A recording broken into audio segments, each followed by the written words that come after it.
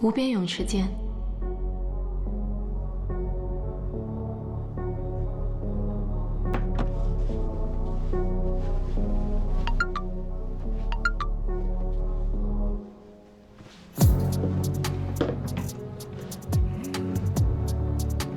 你说喝醉的人是不是很容易淹死啊？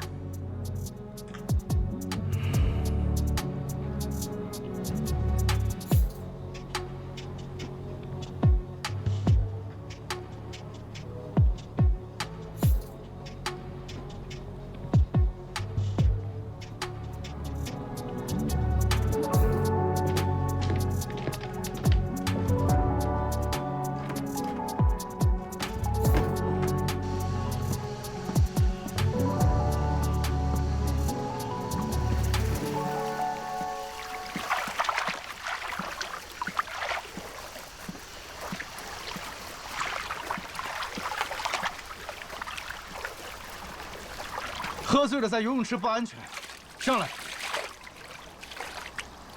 我不想回去，我就想在这儿醒醒酒。随便你。你真的不怕我像我姐那样淹死吗？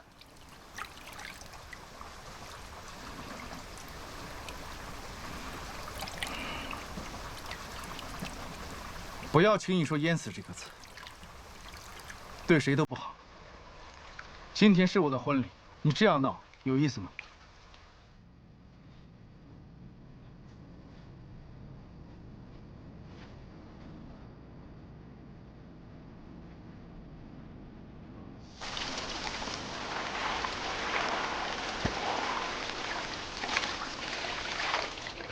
浩明哥，你还记得我们第一次见面吗？我记得很清楚。那天你穿什么颜色的衣服，甚至那一天的阳光，空气中散发的味道，每一个细节，我都记得清清楚楚。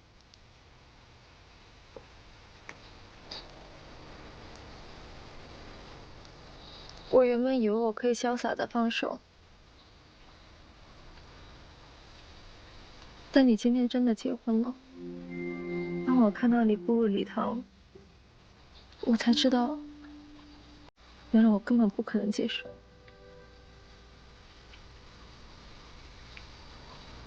陈浩明，我爱你。我已经结婚了，请你自重。你是说那个女人吗？你别以为她是什么纯情小白兔，她一见面就跟我装亲热装姐妹，不就是想知道我们什么关系吗？那个许愿心机深得很。你为什么要和他结婚？今天你在婚礼上面的协助已经非常卖力了，也没必要有任何的发散性想法，大可不必。如果你酒醒了，快点回去吧。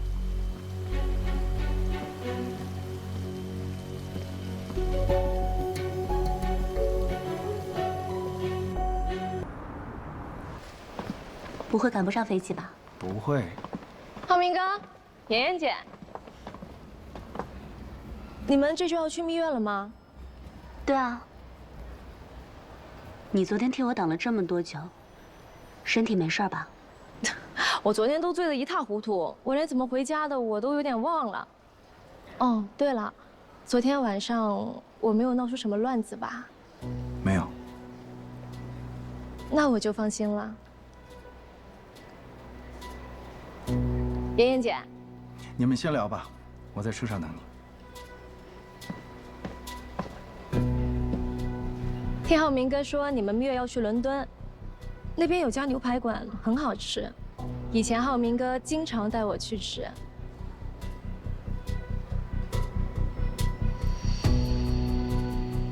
你浩明哥还带你去过哪些地方？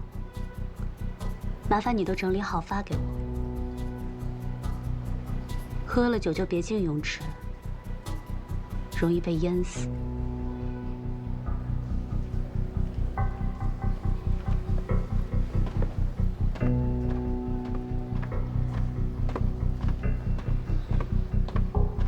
赵露思与陈伟霆携手主演的新剧《许我耀眼》刚开播便冲上热搜，女孩许妍怀揣着对青年才俊沈浩明的倾慕与爱意，一心想要与他携手步入婚姻的殿堂。当第一次与沈浩明的父母见面这个重要时刻，许妍竟做出了一个大胆且惊险的决定，请来2个人假扮自己的父母。谢谢叔叔阿姨愿意把妍妍嫁给我，能够娶到她是我的幸运。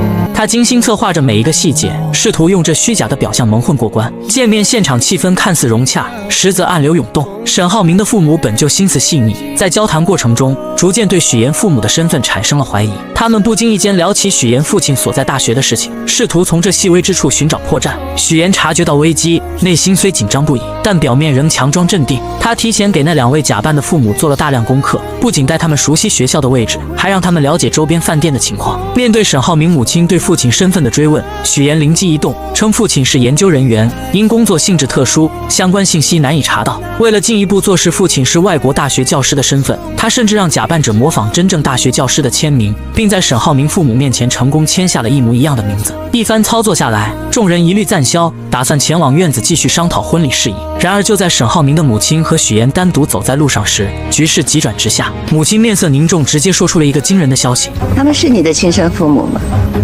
感觉你跟父母之间不太熟。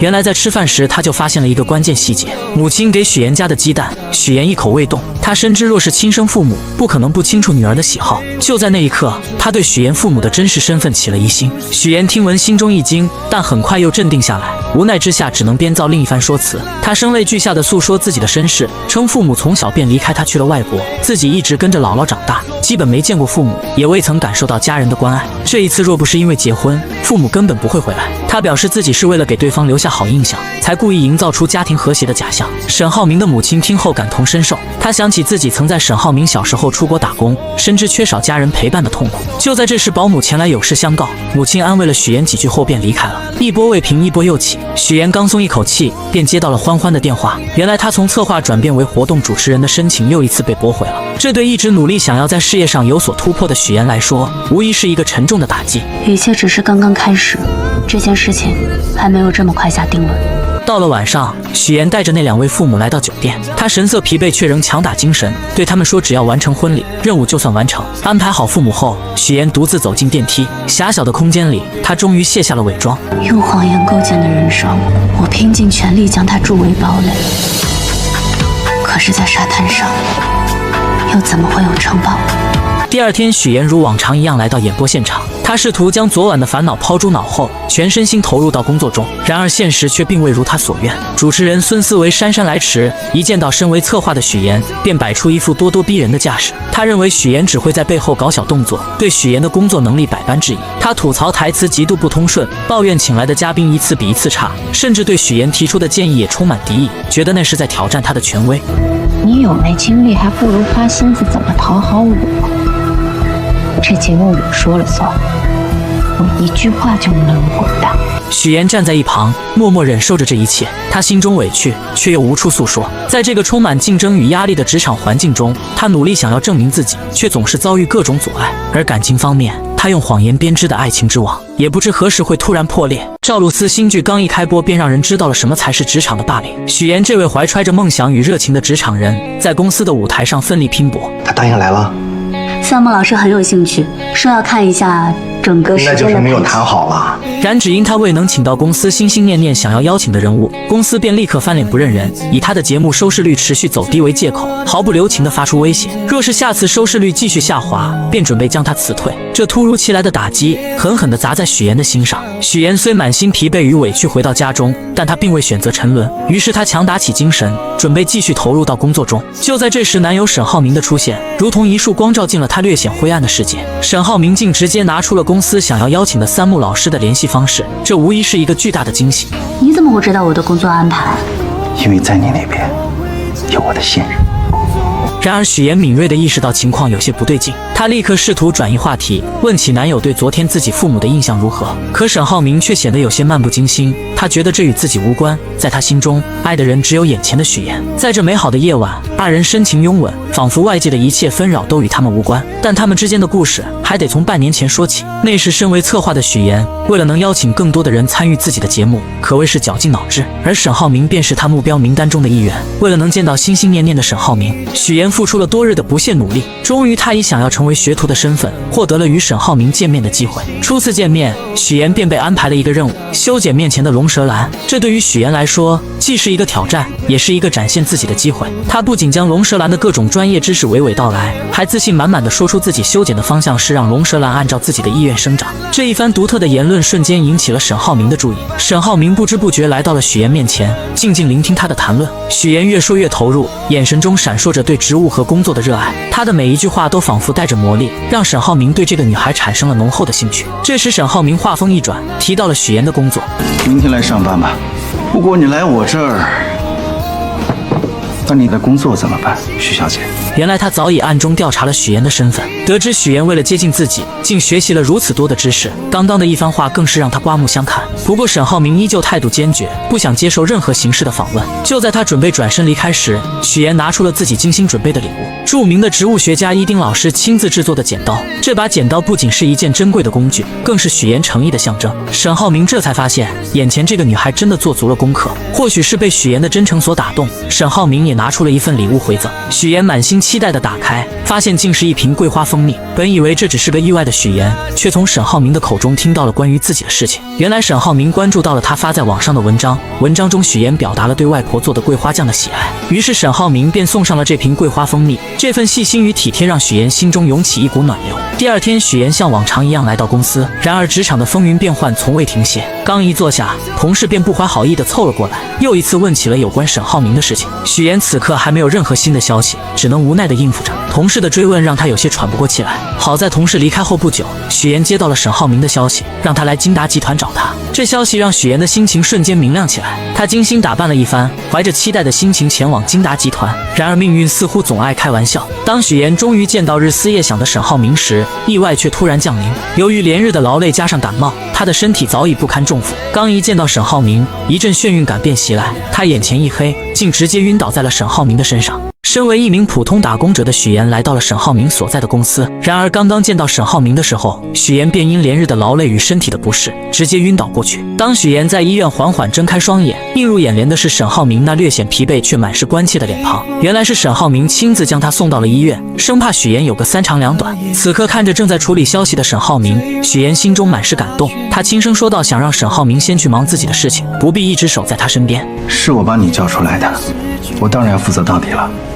等你退烧了，我还要接受你的采访。随后沈浩明更是贴心地为许岩拿来了水，小心翼翼地将水递到他嘴边。注意到许岩手上的伤口，他也找来创口贴为他贴上。在这温馨的氛围中，二人的关系悄然发生了变化，如同春日里的花朵，逐渐绽放出恋人的芬芳。然而幸福的时光总是短暂的，在职场中遭受过霸凌的许岩，怎么也没想到自己竟会又一次陷入被欺负的境地，而这次施压的竟是男友沈浩明的母亲于阿姨。这一天，许岩出于礼貌来到于阿姨家中拜访，他小心翼翼地为于阿姨倒茶，还贴心地给他的朋友们让座。可于阿姨和他的朋友们却并未领情，不仅没有一句感谢，反而是一顿冷嘲热讽。我们家布丁啊，就是个傻狗，除了长得好看，啥也不是。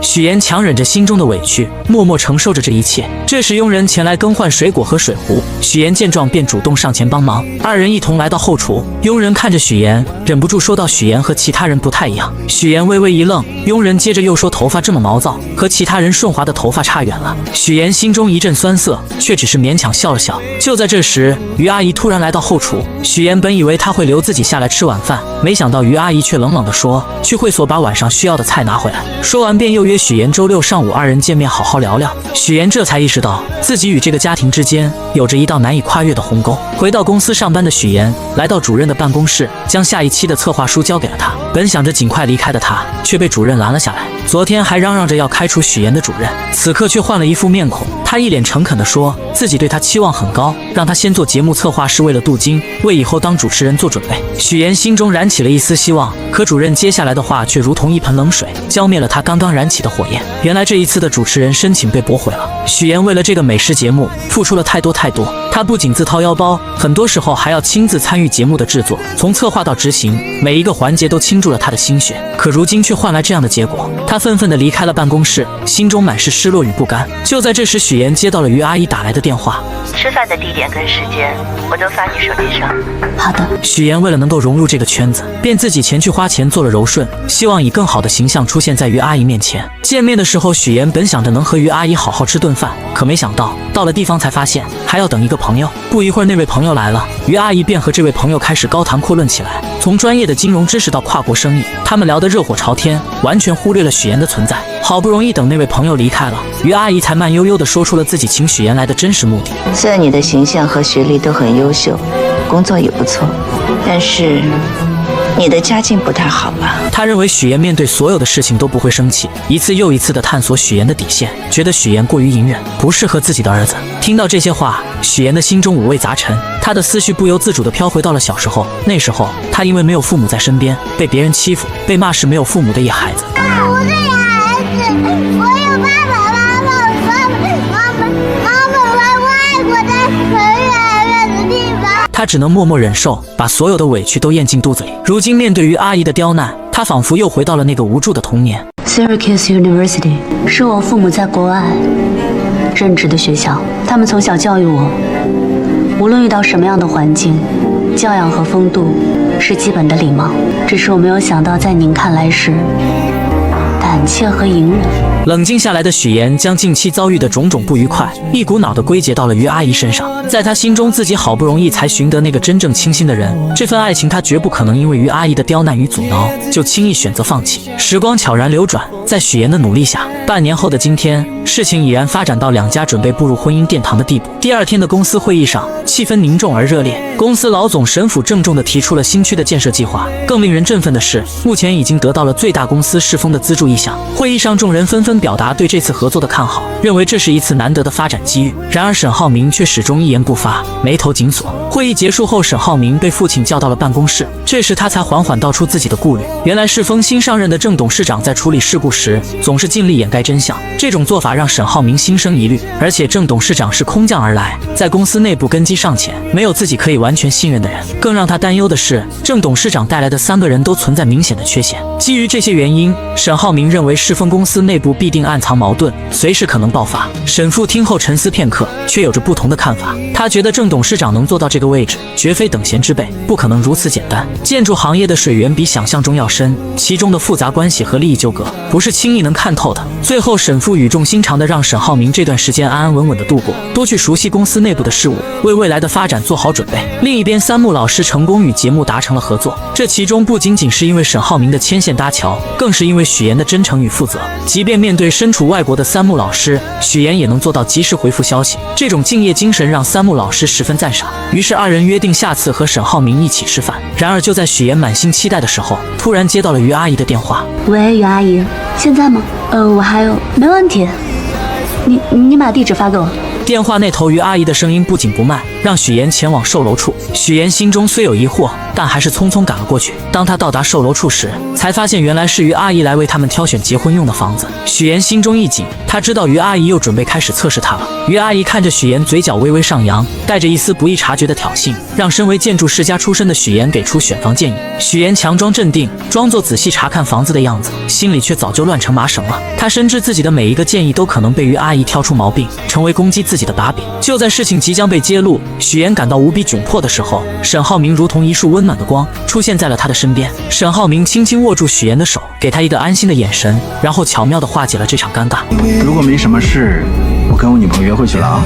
随后二人来到沈浩明的职务室内，这里绿意盎然，沈浩明亲自为许妍做套口。在温馨的氛围中，他向许妍说起自己喜欢龙舌兰的原因。在他眼中，龙舌兰有着顽强的生命力，它积蓄力量，一生只爆发一次，这种美好让他深深着迷。说着，沈浩明拿出了自己精心准备的手表送给许妍。他提到许妍为了争取成为主持人，付出了无数的努力，而此时的主持人却经常去自己妈妈那里告状，试图阻止许妍的发展。许妍听着沈浩明的话，心中五味杂陈，既有对未来的憧憬，也有对眼前困难的担忧。但在这短暂的时光里，二人在职务室内享受着这份宁静与美好。第二天，许妍带着一条奢侈品的围巾，满心欢喜地前去送给婆婆于阿姨。他以为这份精心挑选的礼物能够得到于阿姨的认可，拉近彼此的距离。然而现实却再次给了他沉重的一击。于阿姨看着围巾，脸上没有一丝喜悦。虽然围巾的品质很好，但款式却根本不符合她的喜好。许妍看着于阿姨冷漠的表情，心中一阵失落。她这才深刻地意识到，要真正融入这个圈子，成为其中一员，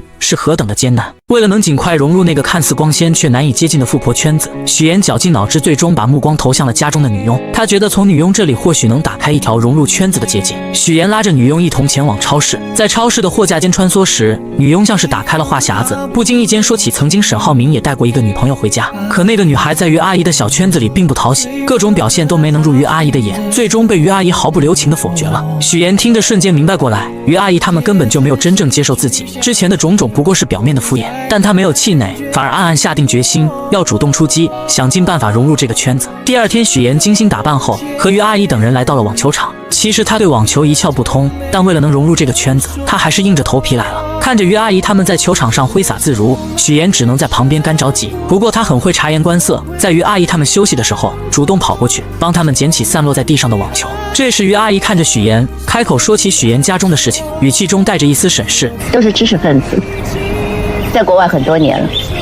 他父亲在雪城大学当教授，但似乎也认可许妍家庭条件符合自己的要求。于阿姨的朋友在一旁观察着许妍捡球的举动，眼中闪过一丝赞赏，觉得许妍是个有修养的人，各方面都很符合他们的眼光。然而就在气氛逐渐融洽的时候，一群朋友前来寒暄，各种奉承的话不绝于耳。大家沉浸在这虚假的热闹中，脸上都挂着虚伪的笑容。突然曲总的出现打破了这场闹剧，众人像是被施了魔法一般，目光瞬间都落在了曲总身上，然后匆匆围了上去，如同众星捧月一般。许妍站在一旁静静观察着这一切。她从美玲姐口中了解到，原来曲总是南山资本老总的妻子，众人这么追捧她，无非是希望能够从她那里获得更多的资源。许妍心中一动，她知道如果能和曲总搭上关系，自己在这个圈子里的地位必定会逐渐上升。经过一番打听后，许妍得知曲总喜欢昆曲，而且还要举办昆曲大赛，这无疑是一个绝佳的机会。许妍立刻来到舞房寻找曲总的身影，终于在舞蹈房中，她看到了正在练习昆曲的曲总。此时的曲总正被水袖花困扰，一次次地尝试，却始终没办法学会。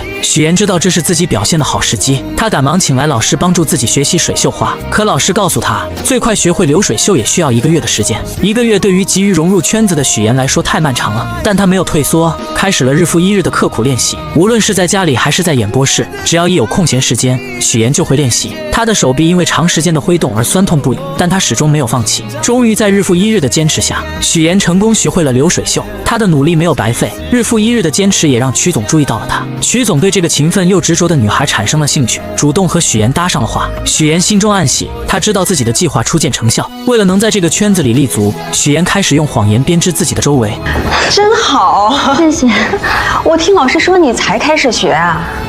我是小时候就喜欢，小时候就觉得好看，长大了才品出了其中的韵味，才来专门学一学。这时曲总说起自己发起了一场昆曲大赛，并邀请许妍也来参加。在舞蹈房中，许妍和曲总开始相互练习流水袖。许妍看着曲总认真的模样，心中暗自得意，觉得自己的计划已经成功了一半。然而就在这时，曲总接了一通电话，原来是他儿子关于入学来英国际学校的事情。电话那头的声音让曲总的脸色变得有些凝重。等电话结束后，许妍为了进一步拉近和曲总的关系，说起了自己是节目主持人的事情。我们打算邀请一些各行各业有影响力的女性来参与。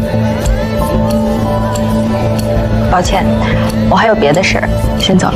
可他没想到，这句话却让曲总的脸色瞬间冷了下来，两人之间的气氛变得有些尴尬，最终不欢而别。但许妍并没有因此而放弃，她思来想去，竟然直接找到了美玲姐。她向美玲姐说起曲总会参加自己的节目，还描绘了一幅如果节目能请来更多人，将会多么精彩的蓝图。她希望美玲姐能够利用自己的人脉，帮助自己请来更多的人，让节目更加火爆，也让自己在这个富婆圈子里站稳脚跟。在复杂的人际关系网中，许妍深刻领悟到一个道理：只有拥有一定的资源，才能让他人真正重视自己。凭借着曲总的名声，许妍成功吸引了主任的重点关注。主任对许妍的能力和潜力有了新的认识，这为许妍后续的计划提供了有力支持。许妍敏锐地察觉到节目转型的契机，她决定改变节目的方向，从原本邀请明星参与，转变为邀请各行各业有影响力的人。她认为这样的转变不仅能提升节目的深度和内涵，还能为自己积累更广泛的人脉资源。就在这个关键时刻，许妍鼓起勇气提出了自己的请求：我转主持人的申请，麻烦您再提交一次。我给你这个机会，放手做去吧。为了确保计划顺利实施，许妍早早地来到舞蹈房等待曲总。她深知曲总一开始并不想参加节目，但他早有准备。当他拿出精心准备的嘉宾名单时，曲总才恍然大悟，原来许妍举办的这次节目是专门为他量身打造的。名单中不仅有莱茵国际学校的校董，还有其他各行各业的精英人士。许妍心里清楚，对于这些富婆来说，结识有影响力的人并不难，但通过节目自然而然地成为朋友，建立起深厚的情谊，才是对他们百利而无一害的事情。许妍趁热打铁，进一步阐述自己的计划。他表示会为曲总准备专门的昆曲展示节目，借助节目的影响力，将昆曲这一传统文化艺术更好地宣传出去。同时，他还主动提出可以亲自为曲总主持这次昆曲节目，展现自己的专业能力和诚意。这一系列精心设计的条件，终于打动了曲总。曲总权衡利弊后，决定参加这次活动。活动当天，现场气氛热烈非凡。许妍凭借出色的主持能力，将整个活动流程安排得井井有条。节目大获成功，不仅赢得了观众的阵阵掌声，也让许妍在富婆圈中声名鹊起。从此，许妍凭借主持人的身份，拥有了邀请这些富婆上电视的权利。她巧妙地利用这个机会，帮助富婆们促进彼此之间的关系，为他们牵线搭桥，谈成合作。渐渐的，众人对许妍举办的这次活动产生了浓厚的兴趣。许妍更是看准时机，以于阿姨的身份邀请其他2位客人前去节目做客。下一期的家宴节目，曲总还是会去的。不知道马阿姨、孟阿姨有没有时间？于阿姨说了，特意为2位留了名额。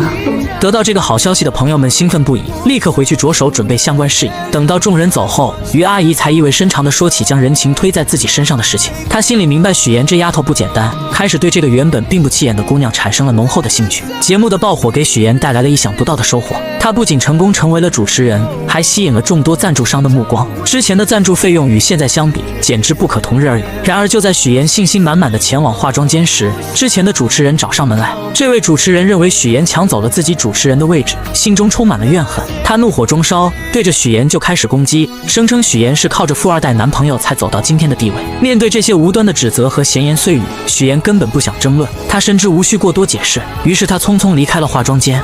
他刚进来的时候，我明明记得说他家里只有一个老婆。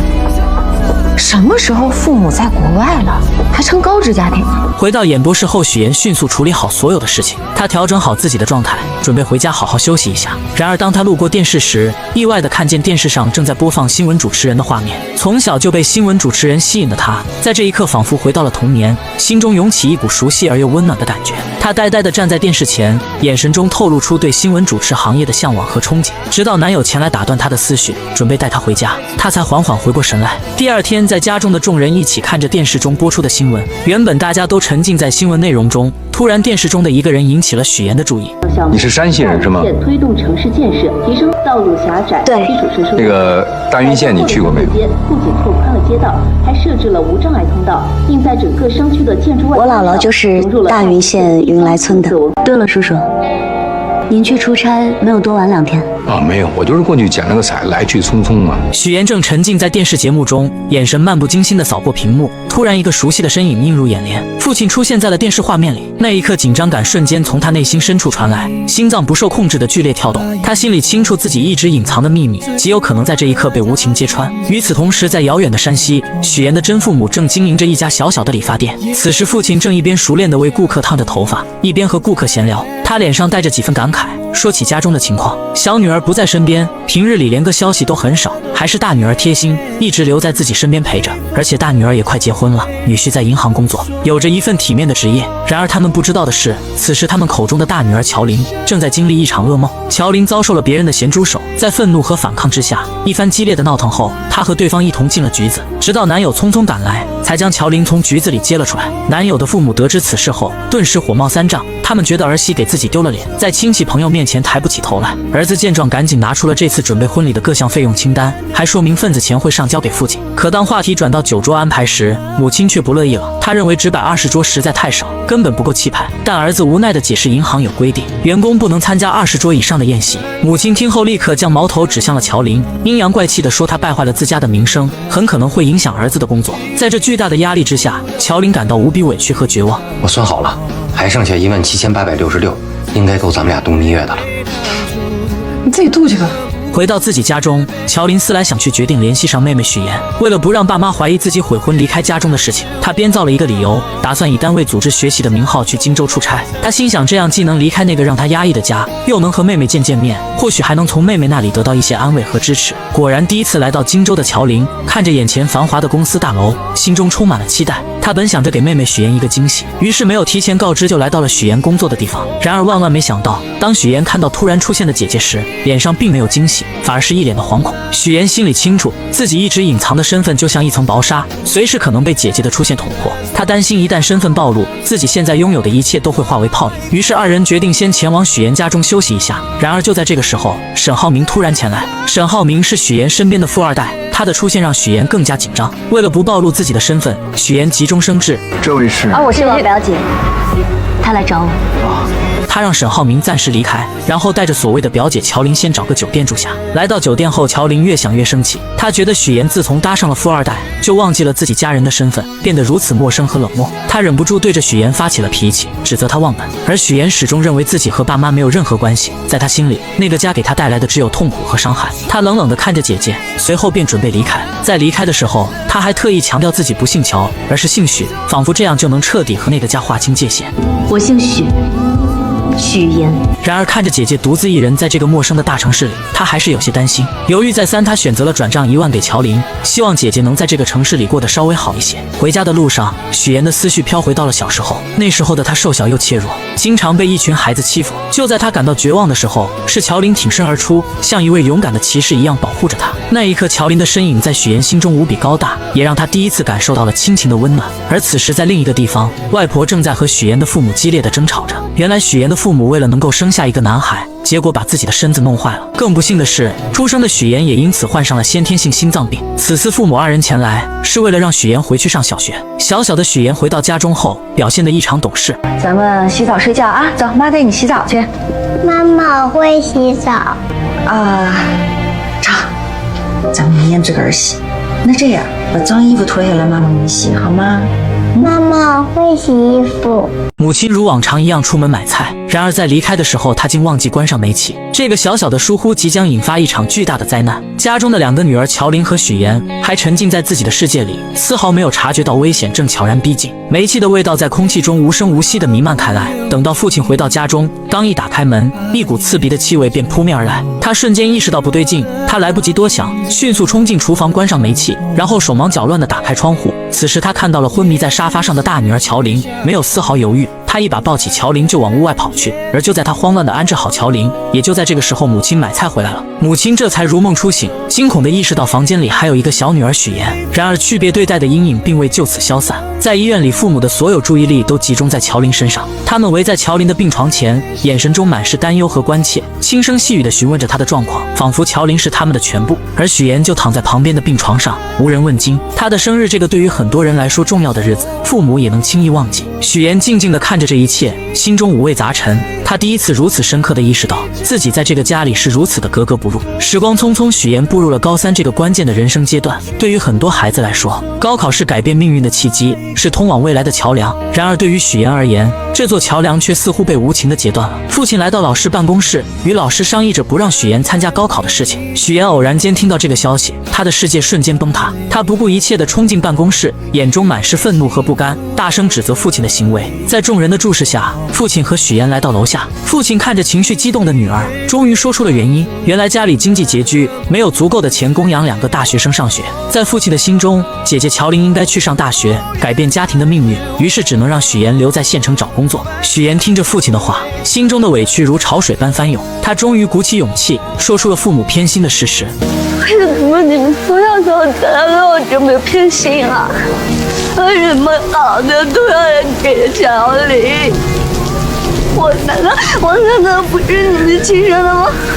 他声泪俱下地诉说着这些年来自己所遭受的不公平对待，每一个字都饱含着他的痛苦和无奈。然而父亲却依然固执地认为自己只要将女儿抚养长大就已经尽到了责任。他看着女儿倔强的样子，心中的怒火也渐渐升腾起来。在情绪的冲动下，他忍不住扇了许妍一巴掌。这一巴掌狠狠地击在了许妍的心上，也彻底断绝了2人之间的父女情分。许妍哭着一路狂奔，回到了外婆的家中。外婆看到许妍满脸的泪水和红肿的脸颊，心疼不已，紧紧地将她抱住，给了她一个温暖暖而安全的港湾。许岩一路回想着以前发生的种种事情，那些被偏爱的瞬间。就在这时，沈浩明的电话打了过来。电话那头，沈浩明的声音带着一丝神秘，邀请许岩来自己的工作室。许岩怀着好奇的心情来到了工作室。工作室里，一株已经有16年的龙舌兰吸引了许岩的目光。沈浩明告诉许岩，他觉得今晚很可能是这株龙舌兰开花的时刻。许岩静静地凝视着这株龙舌兰，心中涌起一股莫名的共鸣。龙舌兰一辈子都在默默地汲取养分，它扎根于土壤，努力生长，就是为了能在最后的时刻开出一朵绚烂的花。这境地让许岩不禁想起了自己的处境，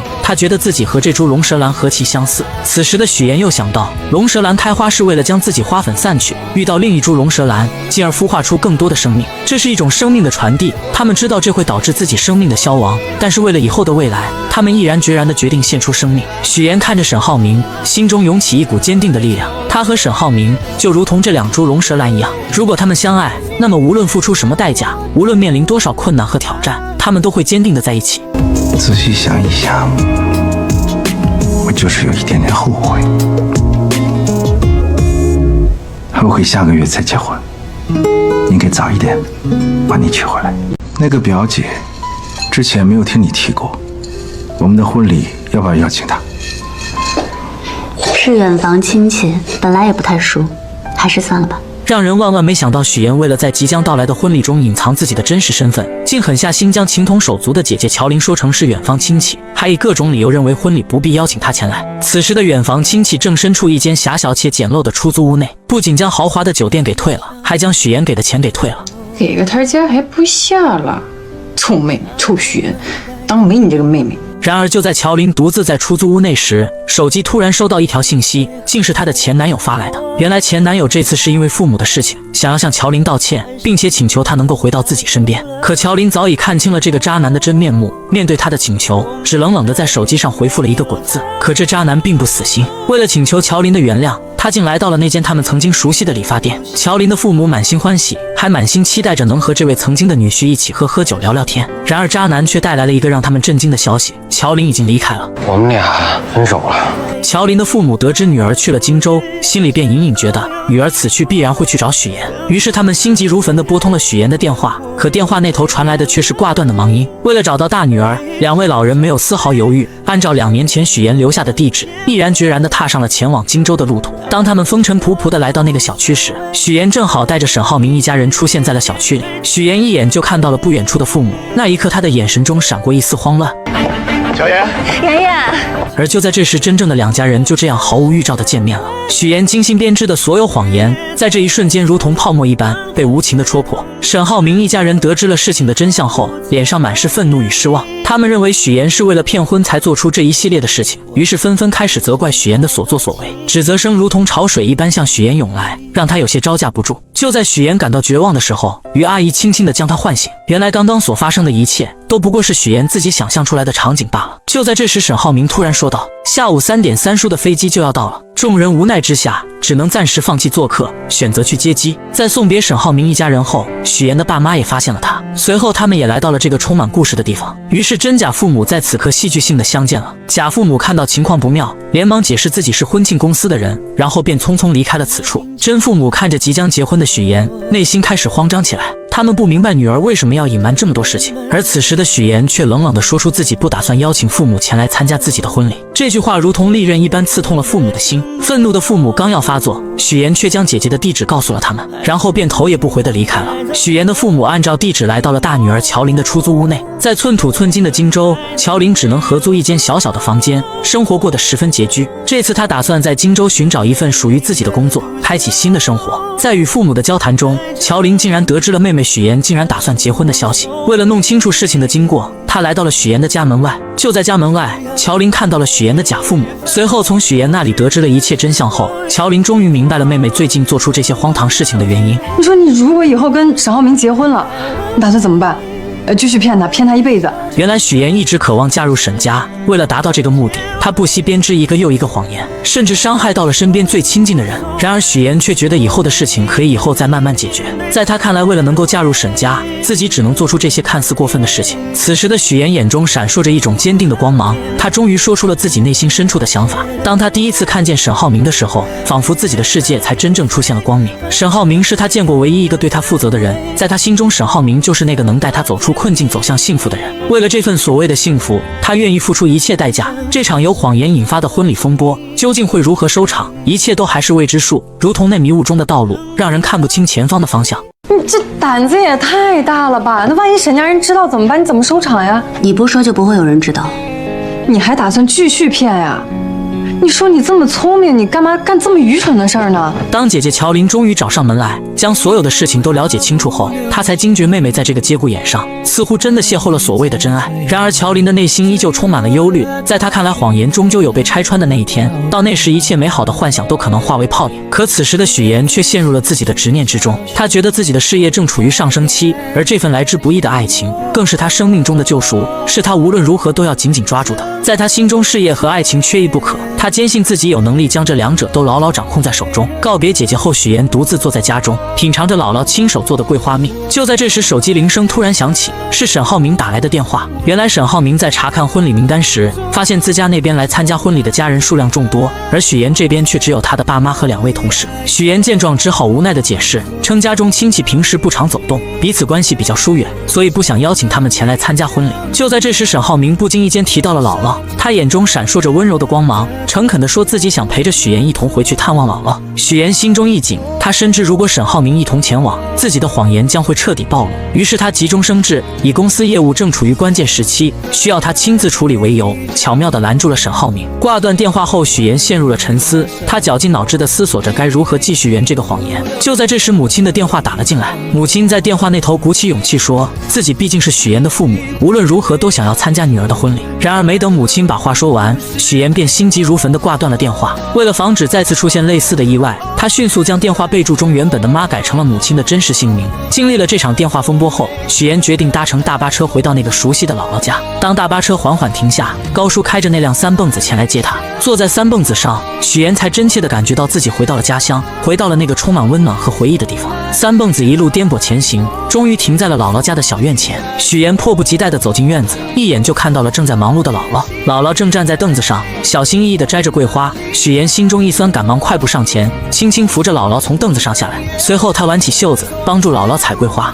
这不是今年嘛，雨水多，天又冷，我怕呀，这些桂花要是再不摘完的话，过了花期了，以后甜甜的桂花酱就做不了了呀。然而快乐的时间总是过得飞快，夜幕降临，许妍和姥姥坐在院子中的石凳上，吃着新鲜的水果，月光洒在他们身上，为这个宁静的夜晚增添了几分温馨。许妍犹豫了许久，终于鼓起勇气向姥姥说起了自己谈的那个男朋友，还提到自己打算下个月就结婚。姥姥听到这个消息，脸上立刻露出了开心的笑容，可许妍的脸上却没有丝毫的喜悦，她的眼神中透露出一丝复杂的情绪。随后她缓缓地说起了爸妈来到了荆州，还表示自己和他们之间根本没有多少感情，所以不想让他们来参加婚礼。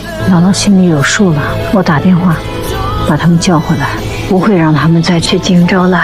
姥姥看着自己一手带大的许妍，她原本打算把许妍的婚礼办得漂漂亮亮的，让所有人都看到她的幸福。然而许妍却委婉地说起路途太远了，不希望姥姥太折腾。可听到许妍这样说，她知道许妍有自己的难处，于是姥姥便说起自己不想去了，并让她以后带来结婚照片就行。那一夜对于许妍和姥姥来说都是一场揪心的夜晚。当许妍将剩下的水果放进冰箱时，意外地看到了冰箱中满满的都是姥姥亲手做的桂花蜜。那一瓶瓶桂花蜜仿佛是姥姥对她无声的爱。许妍再也忍不住了，泪水夺眶而出，顺着脸颊滑落。对姥姥的感情在这一刻终于彻底爆发，那些被她压抑在心底的思念和愧疚，如同决堤的洪水一般汹涌而出。我一定会接你到荆州去的。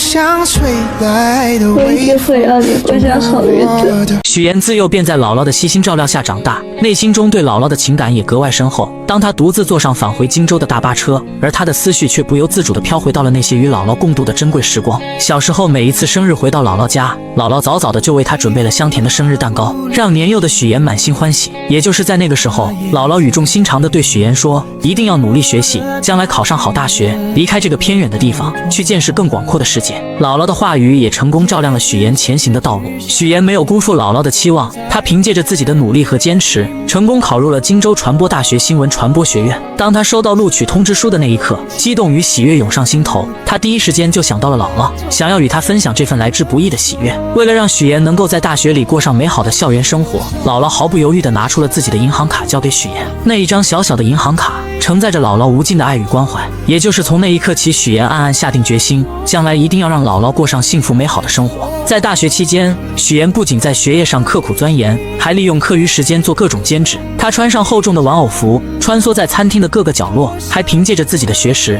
当起了家教老师。而他省吃俭用，将剩下的钱寄回去给姥姥，只为报答姥姥曾经的养育之恩。回到荆州后，许岩的生活又迎来了新的变化。刚与他见面的沈浩明满心欢喜地送给他一颗20克拉的大钻戒。此时的许岩心中五味杂陈，他深知自己曾经为了某些目的撒下了谎言，如今必须要靠自己的力量去弥补那些过失，去报答那些自己对不起的人。第二天，沈浩明来到公司，意外地见到了一个老朋友方磊。陈总好，我叫方雷，接下来为您汇报178号地的风险评估报告。方磊身着干练的职业装出现在沈浩明面前，随后他开始有条不紊地给沈浩明介绍对于本次竞拍土地的看法。他的见解独到而深刻，让沈浩明不禁对他刮目相看。下班之后，沈浩明特意找上了方磊，他心中充满了好奇，便问起方磊为何一声不响地回国并来到自己的公司。方磊嘴角微微上扬，打趣地回绝了这个问题。接着他拿出了一张曾经大学时期沈浩明送给自己的衣服照片。你大二的时候在皮划艇大学生联赛上赢得了这件奖品，我说喜欢，你二话不说就送给我了，我超级开心。然而他们二人的举动却被一旁的许岩看得一清二楚。许岩发信息告诉沈浩明自己已经到楼下了。接到信息的沈浩明下意识地向方磊展示起手中的戒指，语气坚定地说自己准备结婚了，还表示有机会会介绍给他认识。说完他便匆匆告别了这位老同学。但很快许岩和方磊便迎来了再次见面的机会。许岩打听到方磊在学做菜，便也来到了厨房之中。他装作不经意的样子，说起二人似乎在金达集团见过。方磊微微一愣，随即露出了礼貌的微笑。你好，我是许岩。你好，我是方磊，我是沈浩明的未婚妻。此时的方磊也说起了他们家与沈家是世交，很久以前就已经认识了。许岩听后心中暗自警惕，他将方磊当成了潜在的对手，表面上却亲切地称方磊为妹妹。这看似友好的称呼，实则是在向方磊宣示着自己的主权。随后许岩看着方磊做好的沙拉，他便上前请求品尝一块。吃完后，他热情地邀请方磊去吃饭。在饭桌上，两人之间的火药味十足。方磊看着细心照顾自己的许岩，便说起在留学的时候沈浩明对自己的照顾。他还提到以后在公司可能还要麻烦沈浩明。那你把工作做好，就不会麻烦他了，对不对？眼看在言语上似乎占不到上风的方磊，便说起了许岩这么漂亮，和沈浩明即将要结婚，自己准备给二人当伴娘。在这场爱与较量的复杂乐章中，许岩、沈浩明和方磊三人之间的关系错综复杂，他们的故事有将会如何发展？在众人期待的目光中，许岩身着一袭洁白如雪、精致绝伦的婚纱，宛如从童话中走出的公主。她手捧着馥郁芬芳的鲜花，缓缓地朝着站在台前的爱人沈浩明走去。此刻，沈浩明身着笔挺的黑色西装，眼神中满是深情与期待。当许岩终于走到他身边，两人相视一笑，随后他们一同挽起手臂，迈着坚定而又和谐的步伐，一步一步走向那象征着永恒与幸福的婚姻殿堂。在众人的瞩目下，他们来到了台前，司仪面带微笑开始主持这场神圣的仪式。许岩和沈浩明在司仪的引导下，缓缓伸出双手，交换着那承载着彼此承诺与深情的婚戒。当两枚婚戒稳稳地戴在对方的手上时，仿佛时间都为之静止。紧接着，在这幸福洋溢的日子里，他们相互拥吻在一起。台下的众人被这温馨浪漫的一幕所感染，纷纷响起了热烈而持久的掌声，一同见证着这美好的瞬间，为他们的爱情送上最诚挚的祝福。然而，婚礼的热闹氛围还未完全消散，仪式结束后，众人便开始忙碌地招待剩下的宾客。就在这时，一个意想不到的人出现了，真正的外国大学老师许叔叔。许叔叔夫妻二人不经意间看到结婚照上的许岩，我怎么看着像佳佳的同学许岩？吧，是有点像啊，是他吧？许叔叔随后来到许岩面前，许岩看到他的那一刻，内心犹如翻江倒海一般慌张起来。他最担心的事情似乎要发生了，他害怕许叔叔的前来会无情地揭穿他父母的真实身份。毕竟这场婚礼上他所呈现的父母形象都是精心伪造的。于是他强装镇定，试探性地问起许叔叔本次回国的原因。当得知许叔叔要多留在国内几天时，他的心瞬间提到了嗓子眼，仿佛一场暴风雨即将来临。就在他们交谈的时候，沈浩明恰巧来到了这里。在众人的热情邀请和一番介绍之下，许叔叔成功被邀请前去一同参加宴会。此时的许岩内心之中变得极度不安起来，就连在给宾客们敬酒的时候，他的眼光还是不断偷偷看向一旁的许叔叔，生怕他会突然说出什么不该说的话。然而怕什么来什么，就在这个时候，许叔叔竟然和贾父母之间碰面，并开始交谈起来。许先生，您在国外是从事建筑研究？哦，建筑行业，那您跟我的亲家是同行啊？是吗？这是双重缘分，双重缘分。许岩看到这一幕，只觉得脑袋嗡的一声，他感觉事情开始走向了一个极其危险的方向，自己精心编织的谎言即将被无情的戳穿。也就在这个时候，沈浩明看出了许岩似乎有心事一般，眼神中满是关切，他轻声让许岩前去照顾爸妈。许岩听到这话，急忙出现，巧妙地缓解了即将要露出马脚的谎言。随后为了彻底消除这个隐患，许岩灵机一动，提议让众人一起合一张照片。随后他示意贾母动手，自己则假装要去叫沈浩明匆匆离开。随着贾母故意推倒贾父的胳膊，红酒瞬间洒在了许叔叔的身上。许叔叔微微一愣，随即笑着说出自住在楼上，自己去换套衣服就行了。这场危机也终于暂时被缓解了。许岩长舒了一口气，但心中的不安却并未完全消散。另一边，沈浩明带着方磊向一众朋友们介绍，说这是他的妹妹，法律系毕业，如今还单身。方磊本就气质出众，再加上这番介绍，很快便吸引了很多人的注意，很多人纷纷主动加上他的微信。等到忙完一切的沈浩明回到房间中准备休息的时候，手机突然震动了一下，是一条方磊的信息。无边泳池见，你说喝醉的人是不是很容易淹死啊？随后沈浩明看着睡着的许岩，心中经过一番挣扎后，决定前去面见方磊。他本想着让醉酒的方磊尽快上岸，然而方磊却自顾自地说自己想要在这里醒酒，眼神中带着一丝倔强与落寞。就在沈浩明准备无奈离开的时候，你真的不怕我像我姐那样淹死吗？不要轻易说淹死这个词，对谁都不好。然而他们不知道的是，他们之间见面的事情已经被许岩尽收眼底。这场婚礼所带来的风波似乎还远远没有结束。沈浩明，我爱你。我已经结婚了，请你自重。让人始料未及的是，在沈浩明与许岩大婚当夜，方磊竟在这个特殊时刻向沈浩明毫无保留地表达出了自己的心意。不仅如此，方磊还对许岩冷嘲热讽起来，直言许岩刚见面时就刻意装作清纯的模样，在他眼中许岩俨然成了一个心机深沉的女子。当他追问沈浩明为何要与许岩结婚时，沈浩明面色微沉，并不想回应这个问题，随后便匆匆离开了这个充满火药味的地方，只留下方磊一人站在原地。第二天原本是沈浩明和许岩满心欢喜准备去国外度蜜月的日子，然而就在他们即将出发时，方磊竟然不期而至。情敌见面分外眼红，空气中瞬间弥漫起一股紧张的气息，二人又一次不可避免地吵了起来。你浩明哥还带你去过哪些地方？麻烦你都整理好发给我。但令人意外的是，这小插曲并没有给许岩带来过多的困扰。在异国他乡，他尽情地享受着这段美好的时光，与沈浩明一起漫步在浪漫的街头，欣赏着别样的风景，脸上洋溢着幸福的笑容。回来后，他们惊喜地发现方磊此刻也与上一次在婚礼上认识的男生走到了一起。看到这一幕，沈浩明和许岩相视一笑，仿佛之前的那些不愉快都已烟消云散。随后，沈浩明便准备和许岩一起回家看姥姥，他们的心中都充满了对姥姥的思念与期待。看到沈浩明和许岩相思夜想的姥姥，三人相见，内心的喜悦之情溢于言表。姥姥脸上洋溢着慈祥的笑容，热情地招呼着他们，随后便开始忙碌地准备为沈浩明做一顿丰盛的饭菜。然而就在沈浩明和姥姥谈起许岩家庭情况的时候，许岩突然带着结婚照出现在此，打断了他们之间的对话。许岩的眼神中带着一丝紧张与期待，他拉着沈浩明一起去将结婚照挂起来。等到晚上的时候，为了防止姥姥在不经意间说出一些不该说的话，许岩便打算和姥姥睡在一起。然而就在即将要睡觉的时候，姥姥缓缓开口说起了一件事。你爸爸前一段时间身体不太好，到医院去检查，检查报告出来了，说他肺上有肿瘤。虽然幸运的是肿瘤是良性的，但医生叮嘱以后不能再操劳了。第二天姥姥刚出门就发现了已经早早起来的沈浩明，二人便决定一起前去买菜，一路上有说有笑。此时的沈浩明说起可以接姥姥前去荆州居住，这样能更好的照顾她。然而姥姥和大多数老年人一样，不愿意去大城市生活，她觉得乡下才是自己的根，有着熟悉的一切。随后姥姥说起许妍是从小跟着自己长大的，让沈浩明以后一定要照顾好许妍，眼神中满是嘱托与期待。另一边，许妍始终放心不下父亲的情况，她深知父亲独自生活的不易，于是便将一份信送到父亲门前。父亲打开信后，才发现里面是许妍的银行卡，里面的钱质并有，密码乔玲生日。然而回到荆州的许妍和沈浩明并没有闲着，二人一起来到了一处古色古香的四合院内，阳光透过树叶的缝隙洒在青石板上。就在许妍正在欣赏着四合院的时候，突然沈浩明说出了一件让他震惊不已的事情，原来这间四合院已经属于许妍了。沈浩明考虑到许妍想要成为新闻主持人，而这个职业必须要结交广泛的人脉，于是便精心策划，让许妍利用四合院去结交更多的人，为他的事业助力。随后来到房间中的沈浩明还贴心地为许妍量起了身高，动作轻柔而又充满爱意，仿佛这是为许妍弥补小时候缺失的经历，让她感受到被宠爱被呵护的温暖。在这个充满爱的家里，许妍和沈浩明的未来正如同这四合院中的阳光一般明亮而又充满希望，他们将携手共同书写属于他们的幸福篇章。谁也未曾料到，来到荆州后干起化妆品推销员的乔玲，竟然意外地遇上了自己大学时期暗恋的同学于一鸣。刹那间，乔玲心中涌起一阵惊喜。然而就在她刚要迈出步伐追上去的时候，舍友突然冒了出来将她拦住。我要试妍妍。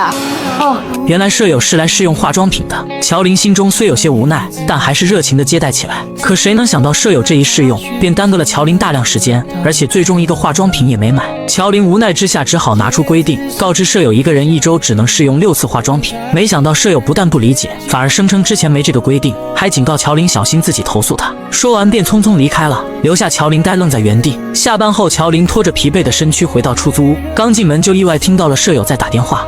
你们别舍不得花啊，早上吃几个鸡蛋都算来算去，哪能几个钱呀？好，知道你能赚，但是自己要照顾好自己啊。从电话内容中，乔玲得知舍友省下化妆品的钱是为了能让远在老家的父母过上好日子。这一刻，乔玲心中五味杂陈，被舍友的孝心深深打动。她没有丝毫犹豫，拿出一堆化妆品送给了舍友。这些都是你试过的试用装，我带了点新的回来给你，以后你就自己在家画吧，别去柜台麻烦我了啊。你老去柜台麻烦我，我就净得伺候你了，我怎么赚钱呀？舍友收到化妆品后，或许也觉得过意不去，便搬来一箱牛奶作为感谢。这份朴实的情谊让出租屋里的氛围多了几分温暖。可命运似乎并未打算就此放过乔玲。第二天在库房搬运物品时，意外突然降临，经理接了个电话的间隙，乔玲的手臂不慎被上方掉落的货物砸到，钻心的疼痛袭来，但乔玲咬着牙还想坚持继续工作。好心的经理见状赶忙劝说她去医院，于是在舍友的陪同下，二人匆匆赶往医院。来到医院后，乔玲独自走进门诊室，医生一番熟练的操作后，成功将乔玲的手臂复位，并给她戴上了手臂吊带。你还真是一点没变啊。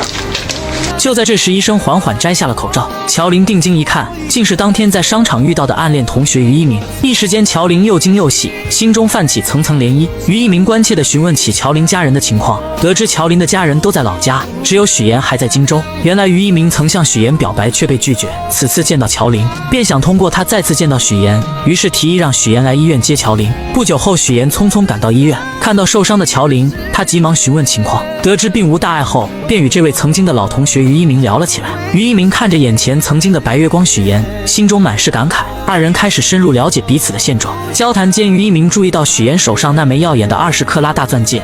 你结婚了？上个月。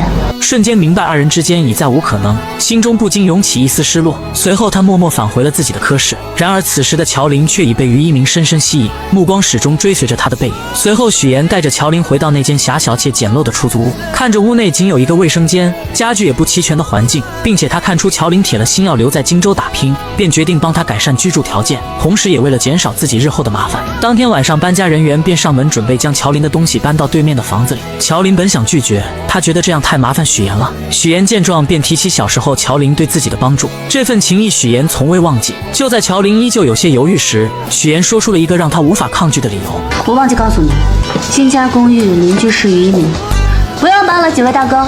搬得搬。那个对不起啊，刚刚那个我帮你们搭包去。乔玲，啊，你手不方便，给你买点早餐。许妍一心盼着姐姐乔琳能过上好日子，她不仅精心安排让于一鸣成了乔琳的邻居，还特意拜托于一鸣在生活上多多照顾姐姐。对，一会儿我把食堂菜单发给你，中午想吃什么你就告诉我。走了，拜拜。此刻的乔琳拿着手机专注地翻看着菜单，脑海里满是对未来生活的美好憧憬，却不知一场风波正悄然酝酿。另一边，许妍的前男友林涛正在家中遭受父母的严厉训斥。原来林涛父母得知乔琳的父母购置了一处门市房，便不假思索地认定那是用了他们给儿子的彩礼钱。老两口气愤不已，责令儿子立刻去把彩礼钱追回来。林涛无奈之下只得发消息给乔琳，却惊愕地发现自己的微信和电话都被拉黑了。走投无路的他只好前往荆州，去找已成为家宴主持人的许妍。当林涛赶到许妍之处，却被安保人员以没有证件为由拦了下来。他心急如焚，却又无可奈何，只能眼巴巴地望着里面，心中满是焦急与愤怒。而此时的许妍正和于一鸣在公司外面的餐厅见面。然而二人见面，一方面是为了感谢于一鸣对乔琳的照顾，另一方面于一鸣也希望能劝说许妍和乔琳缓解关系，让他们成为真正的姐妹。然而许妍心中有着自己难以言说的过往，那些经历如同伤疤，不愿轻易被人揭开。他打断了于一鸣的话，表示保持现状就足够了。就在这时，林涛竟意外找了上来。他看到许妍和于一鸣在一起，顿时怒火中烧，认定是许妍在背后捣鬼，才导致自己和乔琳分手。许妍见状，急忙起身准备出去和林涛好好解释，可林涛情绪激动，一把将他推倒在地。恰在此时，许妍突然瞥见之前刁难自己的同事出现在餐厅外面，他深知自己目前的身份不宜暴露，情急之下便对林涛说可以带他去见乔琳。林涛信以为真，二人匆匆离开了餐厅。等那位同事来到餐厅时，于一鸣并未提及刚才发生的事情，表示刚刚二人只是撞在一起，没什么事情。随后许妍带着林涛来到一个相对安静的地方，将事情的来龙去脉一五一十地说给林涛听。可林涛却固执地认为分手是别人的错，始终不肯面对现实。许妍见状，严肃地告诉他，二人已经分手，没有任何关系了，不允许他再去干涉乔琳的生活。为了彻底解决此事，许妍还提出自己可以把彩礼钱全还给他。然而林涛却依旧不依不饶，眼看没办法从许妍这里得到满意的结果，竟准备去许妍的公司耍无赖。哎，这准是彩礼的事儿吗？我要的是人。我不知道。不说是吧？那我就天天来，我上你们单位去要人，上你婆家去要人。你不是嫁得挺好吗？我让他们了解一下，你到底在外边干了些什么见不得人的事儿。许妍看着眼前这个如此不讲道理的人，心中满是厌恶，压根不想再与他纠缠。随便你。直接转身离开了。第二天，许妍来到乔琳家中，把昨天发生的事情一五一十地告诉了姐姐。为了平息这场矛盾，也为了防止自己身份暴露引发更多麻烦，许妍决定还给他们家彩礼钱。她心想，只要把钱还了，或许一切就能恢复平静。乔琳听后，心中虽有些复杂，但也明白许妍的苦心，便同意了她的决定。解决完事情后，许妍便匆匆离开了。她不想再因为这件事而节外生枝，但他们不知道的是，这场风波并未就此平息。沈浩明得知此事后，立刻吩咐下属去处理这件事情。果然，第二天林涛不仅接到了爹妈的电话，甚至银行的行长也通知他回去。原来沈浩明的下属找到了相关方面，施加了压力。你跟我说实话，你跟周航什么关系？没关系啊，没关系，他会单独问你的情况。等到这场闹剧终于暂时画上了句号，许妍经过这一番折腾，心中感慨万千。她看着身边一直默默支持自己的沈浩明，心中满是温暖与安心。经历了这么多风风雨雨，她越发珍惜和沈浩明在一起的时光，二人也继续过上了他们甜蜜而美好的生活。别吞吞吐吐，说。黄总说你是太子爷。令人始料未及的是，沈浩明志在必得的18号地项目竟横生波折。对方公司黄总听闻沈浩明是太子爷，并不想与他过快的签订合同。沈浩明面对这突如其来的状况，虽心中恼怒，却也无可奈何。无奈之下，他只能暂时按照原计划继续推进相关工作。回到家中，妈妈看着沈浩明疲惫又烦闷的神情，心疼不已，便劝说他刚进公司，很多事情处理起来难免棘手，有些难题还是先让你爸爸去解决为好。毕竟面对新人，合作时难免会有所顾虑。沈浩明听着妈妈的话，心中五味杂陈。他知道妈妈是为他好，但自己内心的那股倔强和想要证明自己的决心，让他一时难以接受这样的安排。就在这个时候，许妍敏锐地察觉到了沈浩明此刻的烦闷与苦恼，他看在眼里，疼在心里，决定要为沈浩明做些什么。到了晚上，许妍轻轻拉着沈浩明的手，二人一同来到了泳池旁边的台阶旁。许妍从女佣那里打听到，台阶上有一处沈浩明小时候做的石雕。原来小时候这处台阶缺失了一角，父亲本想着找人修补，却被年幼的沈浩明拦了下来。沈浩明凭借着自己稚嫩却充满创意的想法，亲手制作出了这个石雕。此刻在柔和的月光下，许岩看着石雕上面有一只小熊和一扇窗户，他意识到这只小熊就如同小时候的沈浩明，躲在房间中。虽然内心可能充满了孤单与无助，但他却总是把所有的不开心都深埋在心底，只展现出开心快乐的一面给外人看。所以我就给他按了一盏小灯，希望可以驱赶走那些不开心的阴霾，不再这么孤单。也就在这个时候，许岩希望沈浩明能明白，真正的伴侣不仅能看到他的光芒，更能与他一同分担生活中的风雨。终于，浩明被许岩的真诚和温暖所打动，那道一直紧闭的内心防线渐渐有了松动的迹象。他轻轻将许岩拥入怀中，二人在这静谧的夜晚紧紧相依。为了帮助沈浩明解决18号地项目的难题，许岩开始四处奔走，积极打听对方公司黄总的消息。经过一番不懈的努力和多方打听，他终于得知黄总为人十分古怪。原来黄总的老婆曾经身患重病，黄总不顾一切地放下所有的工作和生活，全心全意地陪着老婆四处看病。然而尽管他付出了所有的努力，倾尽了所有的心血，最终还是没能保住老婆的生命。这件事对黄总的打击极大，将他原本平静的生活彻底打乱。此后他的许多行为都变得十分奇怪。如今他在世上唯一的亲人，就只剩下在养老院的岳母于淑芬。于是一个计划在许岩的脑海中逐渐成型。第二天，许岩以捐款的名义精心准备后，成功来到了养老院。在与工作人员一番客套的交流后，他便怀着忐忑又期待的心情，准备前去见于淑芬。当他终于见到于淑芬时，却发现老人已经患上了阿尔茨海默症，且处于中晚期，状态十分不好。老人的眼神迷茫而空洞，不仅拿着扫把到处击打，嘴里还念念有词，又用手里的泥巴捏成素丸子。也就在这个时候，许岩想起了姥姥做的素丸子，那熟悉的味道和温暖的场景，如同电影般在他的脑海中不断回放。晚上回到家，许岩便和姥姥开始打视频电话，让姥姥指导自己做丸子。第二天，许岩再次去拜访于淑芬，他先是从包里拿出精心准备的美味桂花蛋糕，随后许岩想起之前了解到的信息，说起他和自己的姥姥都是支援边疆建设的第一批援疆人，他们有着相似的经历和回忆。果然，这一番话语让于淑芬暂时稳定了下来。然而就在许岩准备喂他吃蛋糕的时候，老人突然又一次失去了记忆，他眼神变得迷茫而警惕，认为许岩是小偷，不仅将蛋糕弄在许岩的身上，还紧张地拿出自己的泥巴丸子开始查看。眼看自己的泥巴丸子没缺少后，许岩便拿出自己亲手制作的素丸子。当于淑芬看到这熟悉的素丸子时，眼神中闪过一丝惊喜和熟悉，她的病情似乎在这一刻缓解了很多。在许岩温柔的安慰下，于淑芬开始吃起了蛋糕。许岩知道自己的这个计划或许能为解决18号地项目的难题带来一丝转机，而他与沈浩明之间的感情也在这共同的经历中变得更加深厚和坚定。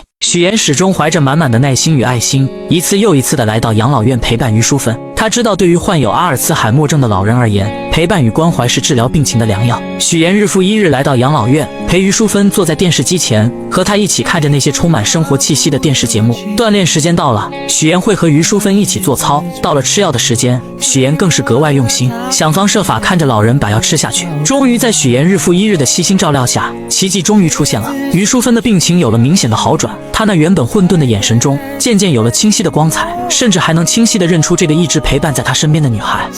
您刚才叫我什么？这就许岩。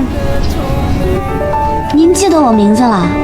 哦，我一直记着你的名字呀。于淑芬病情的好转，自然也引起了黄总的注意。黄总平时工作繁忙，很少有时间来看望岳母，但每次来都能看到许岩在这里无微不至地照顾着老人。他看着许岩耐心地为岳母做出的这些事情，心中涌起一股深深的感动。他意识到这个女孩是多么的伟大，于是黄总开始多方打听许岩的身份。经过一番努力，他终于得知，原来这个一直默默照顾自己岳母的女孩，竟然是沈浩明的妻子。随后，黄总约上了沈浩明。这段时间，你爱人许岩经常去照顾我岳母，我岳母的病情也得到了缓解，状态也比之前好了许多。难道你不知道？他没有跟我说过。这次见面，黄总表面上说是想和沈浩明一起打球娱乐一下，然而随着交流的深入，话题逐渐转到了工作上。沈浩明敏锐地察觉到这是一个难得的机会，他开始有条理地分析起黄总公司目前面临的问题。他指出，如今黄总的公司正面临着明远集团的激烈竞争，在市场上处于十分被动的局面，而只有2家公司展开合作，才能整合资源，发挥各自的优势，完美解决当前面临的问题，让黄总的公司顺利进入核心的竞争圈，在激烈的市场竞争中占据一席之地。打完球一起吃个饭，到时候详聊。然而就在沈浩明和黄总为了合作事宜积极沟通的时候，一场意想不到的风波正悄然袭来。和许岩处处作对的孙思维对许岩充满了嫉妒和敌意。这天，他从同事这里突然看到一则新闻，新闻上报道了一名女子利用假身份，请演员先后和3个男人举办婚礼，从中骗取了巨额彩礼。这则新闻瞬间吸引了孙思维的注意力。就在他仔细看新闻图片的时候，突然觉得图片上的演员有些眼熟，他的脑海中立刻浮现出之前不久许岩结婚的场景。当时许岩在整个公司只邀请了主任和一位闺蜜参加婚礼，这让孙思维一直心存疑虑。此刻这个念头如同野草一般在他心中疯长起来。于是孙思维来到主任的办公室，他手里拿着一盒茶叶，脸上堆满了虚伪的笑容，说是来给主任送茶叶的，实际上想要得到主任手机中的照片。他装作不经意的和主任聊起天，然后表示自己想要看看许岩婚礼的布置，说是想为自己以后结婚做打算。主任没有多想，便把手机递给了他。孙思维接过手机，装作认真查看的样子，实际上却在悄悄地将照片传到自己手机上。得到照片后，他迫不及待地开始对比刚刚看到的新闻。果然，他发现照片上的2个人竟然出奇的相像。此刻许岩的父亲是演员的事情暴露无遗，孙思维觉得这是一个绝佳的机会，他立刻找到了自己多年来一直联系的狗仔，在狗仔的指引下，成功找到了许岩的假父亲。孙思维和狗仔气势汹汹地来到假父亲面前，准备拉着他上车，想从他口中套出更多关于许岩的秘密。然而这位假父亲显然不愿意配合，他皱着眉头，一脸不悦地表明自己根本不认识许岩，还强调自己压根都不姓许。他试图挣脱孙思维和狗仔的拉扯。你别着急，我现在不需要你承认什么。我们既然能找到你呢，肯定就不是毫无根据的喽。合作一下吧。自从许岩假父亲的身份被死对头孙思维知晓后，公司里的氛围便悄然发生了变化。第2天，孙思维一踏入公司，那阴阳怪气的姿态便展露无遗。他刻意找到许岩，说起听闻许岩打算报名财经主持人，他也决定要参与其中，并且不屑于使用那些常规稿子，打算凭借样片将许岩彻底击败。许岩听着孙思维这番夹枪带棒的话语，心中虽有波澜，但并未过多表露。终于选拔的日子来临，许岩身着简约而得体的职业装，步伐坚定地走上舞台。他站在聚光灯下，眼神中透露出自信与从容，凭借着扎实的专业知识和出色的主持能力，成功让在场的评委全都折服了。明眼人都能看出，此次财经主持人的位置非许岩莫属。众人看着许岩在舞台上的精彩表现，都觉得胜利已然属于他。同时有人开始讨论着等结束后要提前开启庆功宴。然而就在这个看似圆满的时刻，主任和孙思维匆匆赶到了这里。孙思维的脸上带着一丝不易察觉的狡黠，他向主任示意后，主任说到新闻样片那边人手不足，希望许岩能够前去帮忙。许岩一听，心中顿时涌起一股不情愿，他刚想开口拒绝，可主任却一脸严肃地强调同事之间帮助是正常的。许岩无奈只好跟着他们前往节目现场。当许岩来到节目现场时，眼前的画面让他瞬间愣住了。屏幕上正播放着请演员骗婚的新闻，而更让他意想不到的是，孙思维竟然将他的假父亲也请到了台上。许岩的心猛地一紧，周围的空气都变得凝重起来。此时的许岩觉得压力剧增，环顾四周也没有人能够帮助他。这时他只想逃离现场，找个能释放压力的地方，但是他不知道去哪里。其实眼下这种情况，他可以把压力吐露到有温度的社交平台，像SO就很温暖，这里的人愿意花时间倾听他的经历，可以给他安慰和鼓励，而且瞬间广场上有很多感受相通的灵魂，有了他们的陪伴，许岩或许就没有那么难受了。想有人陪伴，我推荐SO。就在众人紧张地注视着台上时，假父亲开始缓缓开